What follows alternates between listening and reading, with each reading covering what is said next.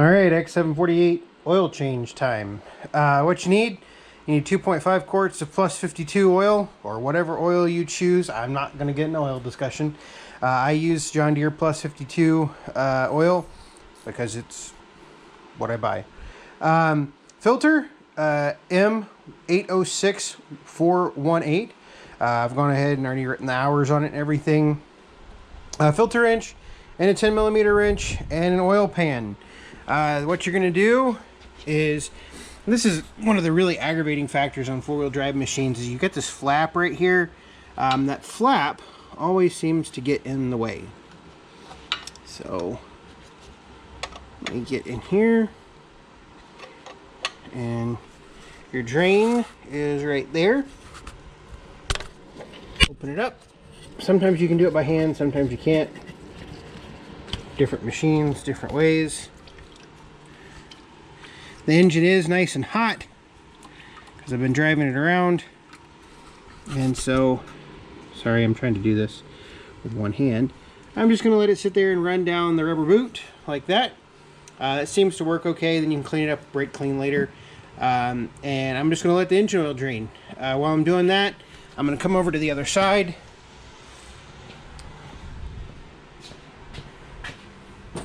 And I need a set of pliers to get that oil fill off. So I'm going to go ahead and pull that off and wait for all the engine oil to drain out.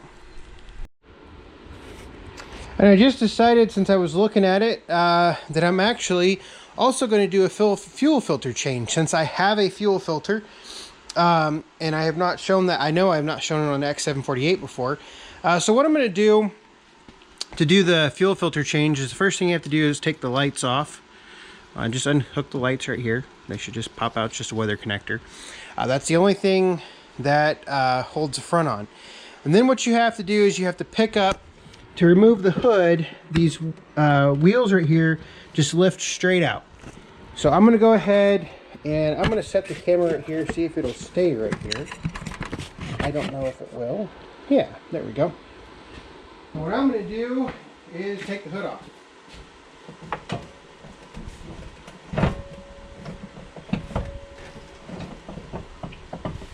It always makes me nervous taking these hoods off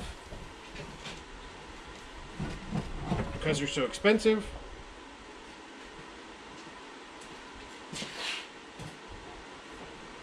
Okay, you can put it over there. All right, now let's see what we got. Ooh, a little corrosion on the battery. We'll go ahead and clean that up. And then our fuel filter. There's no water in the fuel system because the red float is down there, but the fuel filter just looks dirty. Doesn't hurt anything to change it, so I'm going to go ahead and change it. Now, a lot of times folks don't want to buy a diesel engine because they think it's hard to work on, but realistically it's mostly self-priming system, so as long as you pay attention and everything, shouldn't be a big deal. So let me go get my fuel filter, and we'll do that while the engine oil keeps draining. Alright, so here's my fuel filter, M801101. This is what it looks like. I would like to point out, somebody made the comment on my 455 video. They were concerned about the rubber O-ring inside of this filter, and if you look in that lip right there, you can see that rubber O-ring. That's what's going to basically kind of hold it on to that, to the housing here. So what I'm going to do this, and all of this is pretty simple. I think the hardest thing to do is get the filter wrench on it. So take the filter wrench, kind of get it in there. There's not a whole lot of room. Just use the filter wrench to loosen up the tightening ring, or the retaining ring, whatever you want to call it. And then once you get that a little bit loose, you can take the filter wrench. I do need a pan of some type, so let me go get one of those. So what I'm going to do is I'm just going to put this right here. Hopefully you can see all of this. Yep. And this is what's going to kind of catch all of the fuel when it comes out. Well, it won't catch it all, but it'll at least keep me from making a complete and total mess. So the fuel is going to be warm because the engine's been running.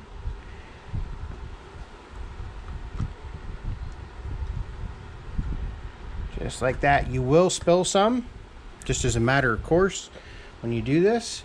Now what you can do is you just pull the filter off. I'm going to put the filter right here on that. Set it down here. I'll have to clean all of this up before I get done. And then I'm going to put the new filter in here like so.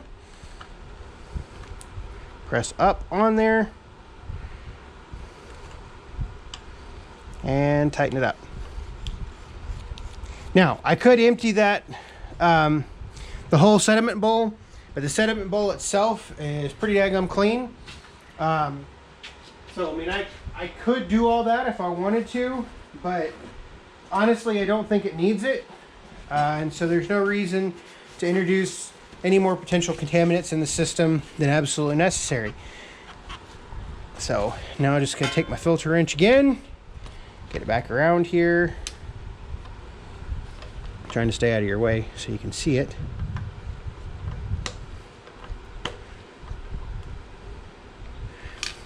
There we go. Okay, now we obviously cannot start it up because, well, we can't start it up because if we started it up, there wouldn't be no engine oil. So, but here's the old filter right here. You can see it's not in bad condition, but I mean it does. I mean it's been filtering just like it should. So I'll get all that cleaned up, throw the old filter away, whatnot, and we got a nice new filter. Now what I will go ahead and do is I'm going to go ahead and turn the key on. Parking brake on. Oh, I forgot. This isn't like the 455 where the pump comes on. So we'll have to do that once I get it started. So now back to the oil change, and I'll go ahead and get all this cleaned up while I'm in the process. All right, so now that we have the fuel filter changed, we can change the oil filter. Now, one of the problems I have always had with this design with Deere is the fact it's not like the 455 that has a nice plate underneath it to route the oil away from the engine block. So when you take this filter off, it just runs straight down the engine block, which is kind of disappointing in my opinion. But anyway, so what we're going to do, you just kind of got to get in here with your filter wrench. I mean, obviously you can do whatever you want to with the filter because it's coming off. Just don't be like the guys at Walmart one time back when we lived in another state. I needed an oil change, and I can't remember exactly the story, but basically I didn't have time to do it and couldn't find the shop to do it, so I took it to Walmart. What a failure that was. Absolute failure. Couldn't even get the oil filter off. Said something to the effect of somebody had put it on like He-Man or something. I got it home, did it myself, like 11 o'clock one night. Filter came right off. I don't know what they were trying to do, but yeah. So anyway, I'm going to let that drip for just a second. I'm going to go ahead and wipe the edges off and everything. This isn't necessarily, as long as there's no crap or anything on it, not something you have to do, but I like to do it just because. Now, since I've already written on the filter, I'm going to go ahead and wash this edge off. That way it gets all of the oil and everything. See, the problem is it gets behind the engine mount there and around the block and on the oil pan. And when you look at my oil pan, it looks like I never washed this stupid thing. So it goes to show you, regardless of how much care you take when you change fluids and everything, they're always going to go somewhere. Alright, so now take a little bit of oil, put it on my filter O-ring, that lubed up, and put my new filter on. Now this filter right here is pretty universal to most of the small Yanmars in Deere. I'm actually just going to hand tighten this. I've found in the past that's perfectly fine. And so I'm just going to hand tighten it. A lot of guys say, well, you need to go a quarter turn after you get done hand tightening it, but it'll be fine. So next, what I'm going to do, pick the camera up here. I'm going to put, and I'll spare you the details of this, I'm going to put 50 pumps of my oil in there, because that's what I've, in the past changes that I've done, I've determined it takes about 50 pumps to fill it up. So that's what I'm going to do, and I'll come back and we'll make sure it runs and everything.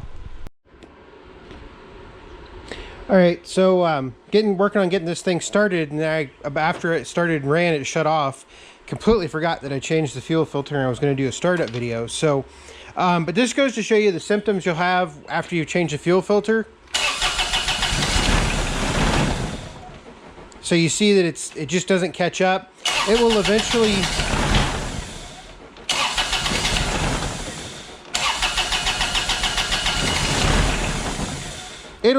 bleed itself out.